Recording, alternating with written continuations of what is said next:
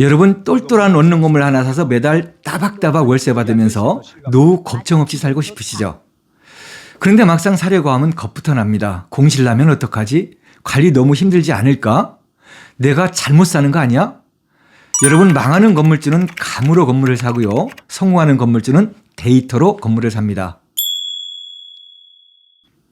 여러분 안녕하세요. 반갑습니다. 월세부자 만들기 타담TV 이영근입니다. 저는 지금까지 수백 채의 원룸 건물을 분석하고 직접 투자하고 많은 분들의 투자를 함께 해왔습니다. 오늘은 절대 어디서 들어보지 못한 현장에 피와 땀으로 쌓은 진짜 노하우를 공개합니다. 시작 전 구독과 좋아요 부탁드립니다. 이 채널 구독하는 순간 여러분 월세부자의 첫걸음이 시작되는 겁니다. 자, 그럼 시작해 보겠습니다. 원룸 건물 취득 전에 반드시 우리가 해야 할 분석이 세 가지가 있는데요. 첫 번째는 지역 분석입니다. 어느 동네에 깃발을 꽂을 것인가. 두 번째는 입지 분석입니다. 그 지역 안에서 어느 자리가 A급 지역인가. 셋째, 건물 분석이죠. 그 자리의 건물이 과연 좋은 건물인가를 분석하게 됩니다. 어디에 사느냐가 여러분 80%를 결정합니다. 건물은 고칠 수가 있어요. 낡으면 리모델링만 하면 되고 하지만 자리는 절대 바꿀 수가 없습니다. 이게 바로 오늘 영상의 핵심입니다. 지역 분석의 핵심 질문은 딱 하나입니다. 이 동네의 1인 가구가 꾸준히 필요한 이유가 있는가? 수익률 계산, 대출 구조 다 중요하죠. 하지만 이 모든 게 수요라는 토대 위에 세워지는 겁니다. 수요가 없으면 아무리 싸게 사도 답이 없게 됩니다. 지역 분석에서 첫 번째 해야 할 일은 절대 들어가면 안 되는 지역부터 솎아내는 것입니다. 이 부분이 진짜 핵심입니다. 잘 들어보십시오. 첫 번째 피해야 할 지역은 외곽 지역입니다. 어느 도시든 원룸 임대 사업이 활성화된 중심 지역들이 있습니다. 좋은 입지에서 먼저 건물이 올라가기 시작하고 시간이 지나면서 외곽으로 점점점 퍼져나가게 되죠. 4, 5년 전에 전국적으로 원룸이 폭발적으로 늘어났던 시기를 여러분 기억하시나요? 그때 외곽으로까지 확장된 지역들 지금 어떻게 되었습니까? 초과 공급의 인구 감소, 경기 침체까지 겹치게 되면 공실은 항상 외곽 지역부터 먼저 발생이 됩니다. 이건 법칙입니다. 중심지를 선택하고 외곽 지역은 걸러내십시오. 두 번째 피해야 할 지역은 대학교 인근입니다. 학교가 설마 없어지겠어? 이렇게 생각하시는 분들 많이 계시죠? 없어집니다. 진짜로 없어집니다. 강원 태백 강원관광대학교 2024년 폐교되었고요. 경남 진주 한국국제대학교 2023년 폐교되었습니다. 대학 이전 사례도 보십시오. 당국대학교 서울 한남동에서 경기 용인으로 이전했고 인천대학교 제물포에서 송도로, 을지대학교 대전에서 성남으로, 중부대학교 금산에서 경기도로 이전했습니다. 학교가 이전하는 순간 그 주변 원룸은 어떻게 될까요?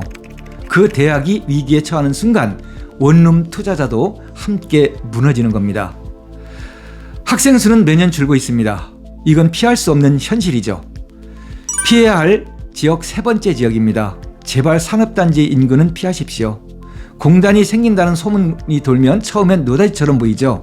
근데 1, 2년 지나면 어떻게 됩니까? 우후죽순처럼 건물이 올라가게 됩니다. 그 지역은 과다 경쟁 지역으로 변하는 거죠. 그리고 여기서 끝이 아닙니다. 더 무서운 것이 있습니다. 여러분 공장이 폐쇄되거나 공장이 이전되거나 그리고 경기 침체로 회사원 구조조정이 됩니다. 2018년 군산 한국 GM 공장이 폐쇄되었죠. 산업단지 의존 원룸 투자가 얼마나 위험한지 보여주는 교과서적인 사례였습니다. 2017년 군산 현대중공업 조선소 가동 중단, 거제 조선소 불황, 고독 신도시 공단 인근 공실률 35% 육박, 이런 것들이 현실입니다.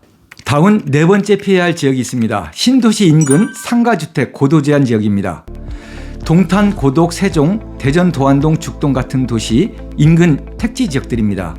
이런 곳은 지구 단위 계획으로 세대 제한이 걸려 있어서 수익형 부동산으로는 받지 않는 지역들입니다. 고도 제한 문화재 관리 지역도 마찬가지죠. 피해야 할 지역 중에 하나입니다. 4층 이하 건축 제한을 받아 일개층 수익률이 낮아지기 때문입니다. 지역 분석의 핵심 원칙은 단 하나입니다. 수요 발생원이 단 하나뿐인 곳에는 절대 들어가지 마십시오.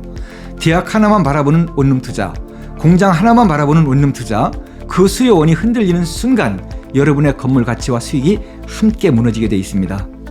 다양한 수요가 꾸준히 발생하는 지역, 이게 정답이겠죠. 자, 이제 지역이 정해졌습니다. 그런데 막상 그 지역 안에 어떤 자리에 건물을 사야 하는지 또 막막해지죠. 같은 동네인데 옆집은 매달 월세가 따박따박 들어오고 내 건물엔 임대문의 현수막이 나부끼고 있다면 이건 잠이 오는 것이 아니라 재앙에 가깝습니다. 지역이 선택되었다면 입지를 보겠습니다. 웃는 건물 입지에 6가지 조건들을 제시합니다. 첫 번째로 수요 앵커를 찾아라입니다. 가장 먼저 할 질문은 이거예요. 왜 굳이 여기서 살아야 해? 이 질문에 답이 있어야 합니다. 대학교, 산업단지, 대형 병원, 공공기관, 대기업, 사업장, 이런 수요 앵커가 있어야 하고, 핵심은 앵커가 하나인 것보다는 둘 이상이 겹치는 곳이 훨씬 안전하다는 겁니다. 앵커 하나가 흔들려도 나머지가 받쳐주기 때문이죠. 두 번째로는 도보 생활권, 슬세권, 기본 중에 기본이죠. 슬리퍼 신고 5분 안에 세탁소, 마트, 카페, 식당이 다 있어야 합니다. 요즘 임차인들은 주거 쾌적성보다 편리성을 중시합니다. 사람은 편리한 곳에 살고 싶어 합니다. 이건 변하지 않아요. 세 번째로 대중교통 접근성입니다. 지하철역 도보 10분, 이게 원룸 지역의 생명선입니다. 버스만 있는 지역이라면 배차 간격이 20분을 넘는 버스 노선 하나만 보고 투자하지 마십시오. 이건 투자가 아니라 도박입니다. 네 번째로 배우 수요의 밀도입니다. 단순히 사람이 많겠지가 아닙니다. 반경 500m를 선으로 그어보세요. 대학생 수요라면 실제로 재학생 수가 얼마인가, 직장인 수요라면 인근 사업체 종사자 수를 데이터로 확인하고 검증해야 합니다. 느낌이 아니에요. 숫자로 검증하십시오. 다섯 번째로 혐오시설 리스크입니다. 이윤과 소각장, 소음이 심한 간선도로, 공장 밀집 지역, 이런 요소들은 임대 경쟁력을 갉아먹습니다. 그리고 낮에 가면 멀쩡해 보여도 밤엔 완전히 다른 분위기인 곳이 많습니다. 낮과 밤 반드시 2번 가보십시오. 이거 절대 생략하시면 안 됩니다. 여섯 번째로 신축 공급의 역습인데요. 반경 300m 안에 원룸이 빡빡하다면 그 안에서 치열하게 경쟁을 해야 한다는 뜻입니다. 수요가 아무리 많아도 공급이 넘치면 공실이 발생되게 됩니다. 특히 신축 허가가 많이 나오는 지역들은 각별히 주의하시고 피하는 것이 좋습니다. 내가 건물 산 바로 직후 옆에 새로운 건물이 올라오면 세입자들은 그리로 이동을 합니다. 막을 방법이 없습니다. 입지 조건은 알겠는데 실전에서 어떻게 찾냐고요? 현장 경험이 담긴 다담TV만의 루틴을 알려드립니다. 첫 번째, 네이버 지도 선제 분석입니다. 임장 가기 전에 먼저 지도를 펼쳐보십시오. 위성뷰로 건물 밀집도, 도로 구조, 주변 시설 파악하고 거리뷰로 골목 분위기와 상권 활성화 여부를 확인할 수가 있습니다. 유흥과 공장, 혐오시설도 2단계에서 상당 부분 걸러낼 수가 있습니다. 현장 방문 전 이 작업이 먼저 선행돼야 됩니다. 두 번째, 데이터 검증입니다. 국토교통부 실거래가 공개 시스템에서 실거래가와 거래량을 반드시 확인하세요. 거래가 많은 곳이 살아있는 입지입니다. 세움터에서는 건축 인허가 상황을 미리 볼 수 있습니다. 미래 신축 공급 리스크를 미리 차단할 수 있게 됩니다. 세 번째로 지가를 통한 입지 분석입니다. 가성비의 법칙이라고 하죠. 외곽으로 갈수록 대지 가격은 내려가고 중심지일수록 대지 가격은 당연히 올라갑니다. 전국적으로 평당 600에서 800선이 됩니다.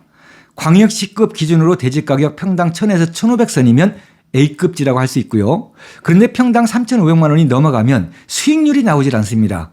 서울, 경기 일대가 그렇죠. 그건 지가 상승을 노리는 투자이지 월세 투자가 아닙니다. 목적을 혼동하시면 안 됩니다. 네 번째로 도로와의 관계입니다. 2종 일반 주거지역에 8m 도로를 낀 코너 자리를 찾는 것이 여러분이 해야 할 일입니다. 그 지역의 중심 동선에 있는지를 확인하라는 것입니다. 자, 여러분, 오늘 정말 핵심적인 내용을 다 드렸습니다. 지역 분석 시 5대 핵심 포인트, 절대 피해야 할 지역 4군데, 좋은 입지의 6가지 조건, 실전에서 찾는 4가지 루틴, 다시 한번 강조드립니다.